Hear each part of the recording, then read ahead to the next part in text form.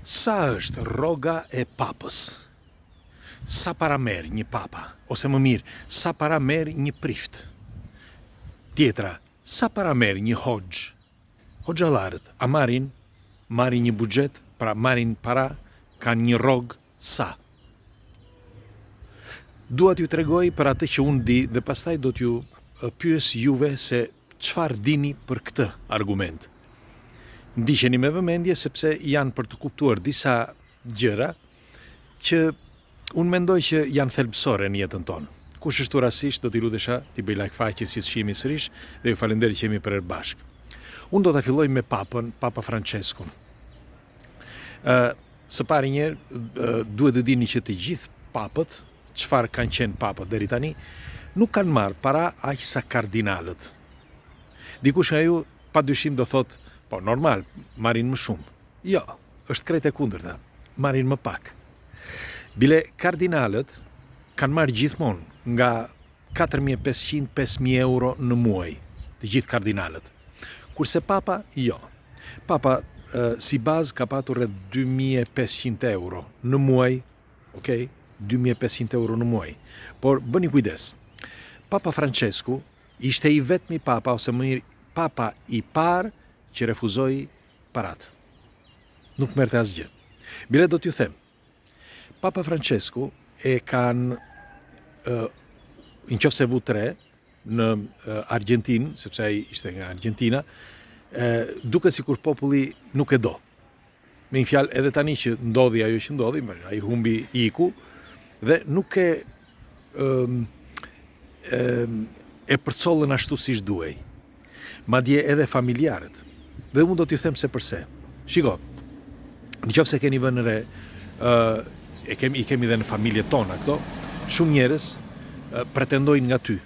Pretendojnë që ti ta mbash me të ngrënë, me të pirë, t'japësh para, ku të di unë, me fjalë një mbështetje ekonomike. E keni vënë re këtë? Ndodh në familjet tona. Dhe pastaj ti nëse nuk ke, ose më mirë ti nëse bën sikur nuk ke, fillojnë pastaj që të mos të afrohen më.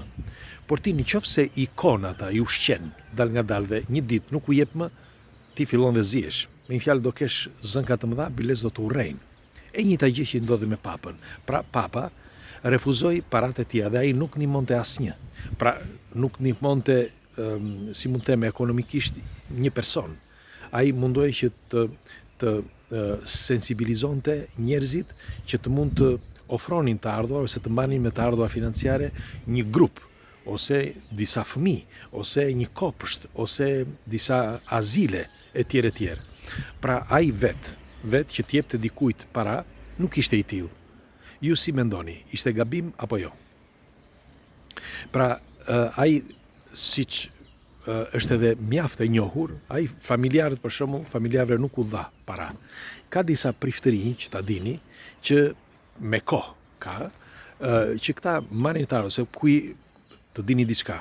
Priftërinjt han zakonisht nga jo vetëm nga rroga që marrin, por edhe nga njerëzit që i ndihmojnë, sepse i ndihmojnë ekonomikisht. Ka shumë njerëz që janë mirë ekonomikisht ose janë të pasur dhe fillojnë që ndihmojnë priftërinjt. Në për të gjitha kishat po flas. Por duhet të dini që gjithë kisha katolike ka debit të madh. Dhe mos mendoni se kush e di se sa marrin priftërinjt. Priftërinjt marrin 1.200 euro në muaj. Parafërsisht, bile janë ata fratët ose ato murgeshat që nuk marrin fare, sepse janë në një lutje dhe në një pendim personal. Pra nuk marrin të ardhua financiare. Tani, unë doja t'ju thoshja që për sa i përket papave, me një fjalë të gjithë papët, thash kanë marrë parafërsisht rreth 2.000-2.500 euro në muaj. Mirë po i vetmi papa ishte Papa Francesku që i refuzoi paratë që në vitin 2013. Pra ai që nga viti 2013 nuk mori më asnjë hindark. Normal që jetonte në Vatikan, hante aty, pinte aty dhe çdo gjë. Por mos mendoni se kush e di se sa merrte. Bile shko çfarë bëri. Papa Francesku në momentin që u bë papa, u gjysmoi rrogën kardinalëve. Ndaj dhe kardinalët filluan që ta urrenin. Po, Me një fjalë, nga 5.000 euro që e kishin, a i filloj kardinalët, rogën, a i filloj që t'jau gjysmonte. Tani, unë doja t'ju pyesja juve, e para njerë, e dinit këtë? E dini se sa para merr një papa, ose sa para marrin kardinalët sot, apo priftërinjt? Më thoni.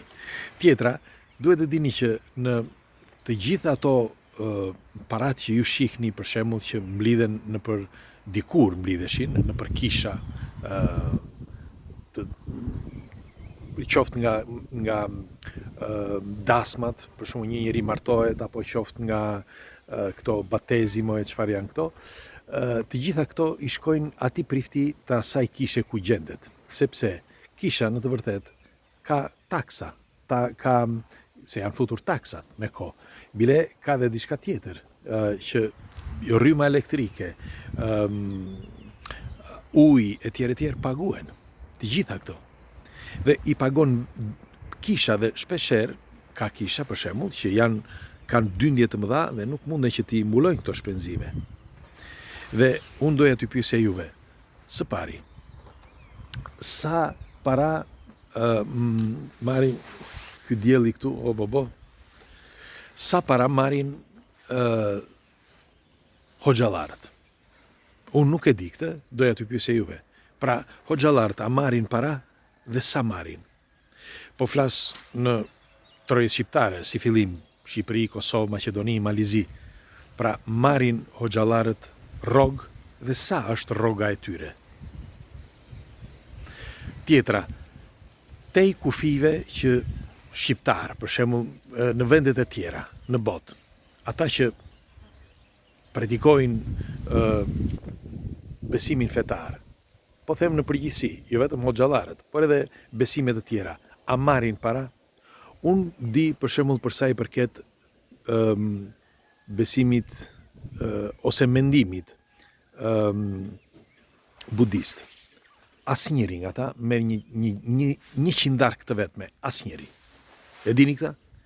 Mbahen vetëm me ndihma sociale, pra ndihmat e njerëzve. Jo të shtetit, por të njerëzve. Njerëzit bëhen bashkë të gjithë dhe kush njëri, kush tjetri i japin diçka. Dhe që të gjithë këta lamat janë punëtor. Po ta shikoni, nuk është se janë që rrinë gjithë ditën dhe praktikojnë, për shembull, besimin me besimtarët e tyre. Ka dhe nga ata që janë në për vendet kulte, aty ku shkojnë shpesh besimtarët. Okej, por shumë prej këtyre janë agjërojnë për ditë të tëra dhe nuk e kanë problem. Si që kam thënë, unë kam njohur një lama, edhe ai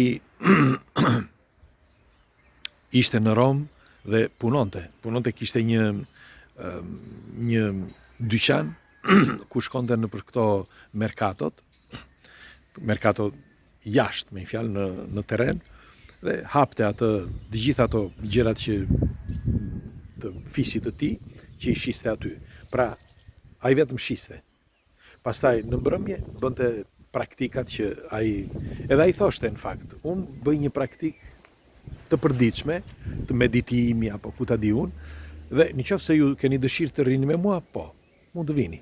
Dhe kush shkonte së bashku me atë që bënte ai, bënin dhe të tjerët. Dhe dikush, me fjalë, ata që shkonin e pagonin. Jepni 20 euro, 30 euro, për shembull. Tani, pse po e them këtë? Doja t'ju thosha, ose më mirë ishte një pyetje kjo. Sipas mendimit tuaj, a është është e drejtë që një që praktikon besimin, ose që ushtron besimin, ose që ndihmon njerëzit për të shpërndar besimin, ky të marrë një rrogë? Ju si mendoni? Duhet që të marrë një rrogë? Tjetra, nëse nuk do të merrte rrogë, një prift, një hoxh, një kushdo qoftë, ju mendoni do ta bënte? Pra, a do ta ushtronte atë gjë? Si thoni? Këta që e ushtrojnë, si besim. E ushtrojnë sepse e ndjejnë apo jo. Pyetje kjo për të gjithë. Tjetra, nëse unë mendoj që e para një që këta është shumë prej këtyre, jo, ose një pjesë prej këtyre janë punëtor. Mendoj unë, nuk e di tani, doja t'ju pyesja juve. Pra, punojnë. Nuk e bëjnë si mendim dashurie, ose ndoshta një pjesë e bëjnë për dashuri, sepse e ndjejnë brenda. Por një pjesë tjetër, unë mendoj që e bëjnë për thjesht një punë. Dhe në qoftë se kjo është punë, sepse është punë për të gjithë, që është e vërteta, por në qoftë se kjo për disa është punë, atëre kjo më bën të mendoj tjetër, të mendoj në mënyrë ndryshe për sa i përket besimit, sepse po ma sugjeron dikush që punon. Dhe është si pune asaj fjalës së urtë popullore italiane, që thuhet, është e vjetër kjo, po doja u them edhe është edhe në Shqip, mos bëni si bëj unë, por bëni si them unë. Kjo është një fjalë që flitet shpesh në Itali, zakonisht thonë që e përdorin priftërinjt. Pra, mos bëj si bëj unë, por bëj si them unë. Pra, ai të sugjeron se si të bësh, por edhe vet ai gabon, ose bën si bën ti. Tani, kjo është një pyetje direkte për të gjithë. Pra, ju mendoni që të gjithë hoxhallarët, priftërinjt, apo kushdo qoftë të besimeve, të gjitha besimeve, ju mendoni që duhet të marrin një rrogë? Pyetje. Dhe nëse e marrin, ju mendoni, pyetje, ju si mendoni? Mendoni që e bëjnë për dashuri, apo atë punë që e bëjnë, apo e bëjnë thjesht sepse kanë një rrogë mujore dhe kjo i ndihmon për të ecur përpara. Unë di diçka që shumë prej këtyre, jo një shumë, por një pjesë prej këtyre, qoftë atyre që janë veshur si hoxh apo qoftë dhe si priftërinj, ka patur shumë raste që janë futur në këtë rrugë, pra që të predikojnë besimin, por me kalimin e kohës pastaj kanë kuptuar disa gjëra që një nga këto është edhe për sa i përket rrogës që ju thash, dhe e kanë lënë, sepse për ta, në qoftë se nuk marrin diçka, nuk mund të ecin përpara. Nuk duan që të ecin përpara, se thotë kush ma bën, kush do më ushqej mua.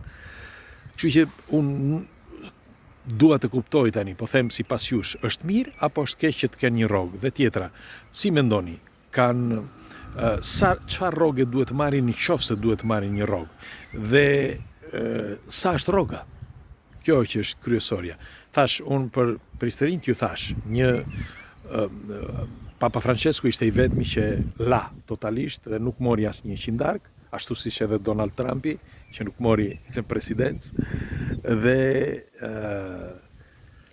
por merr rreth 2500 euro një papa. Një prift merr 1200 euro, parafërsisht, kardinalët pak më shumë, thash, rreth merrin 4500-5000, por tani marrin më pak, më duket marrin rreth 3000-3200 parafërsisht. Megjithatë, doja t'ju pyesja juve. Ju çfarë mendimi keni? Pres komentet tuaja. Është një argument që duhet diskutuar, sepse shiko, duke diskutuar pikërisht për këto gjëra që duken kaq banale, unë mendoj që na ndihmon edhe të kuptojmë shumë gjëra. Jo vetëm jetën tonë, sepse është normal që duhet ta kuptojmë, por edhe për sa i përket besimeve në përgjithësi. Okej? Kalofshi një ditë bukur, ju përqafoj, faleminderit gjithmonë që jemi për bashkë dhe siç ju thash, kush është rasist e nuk e ka bërë ende, do t'i lutesh aty bëj like faqes që të shihemi sërish. Ju përqafoj.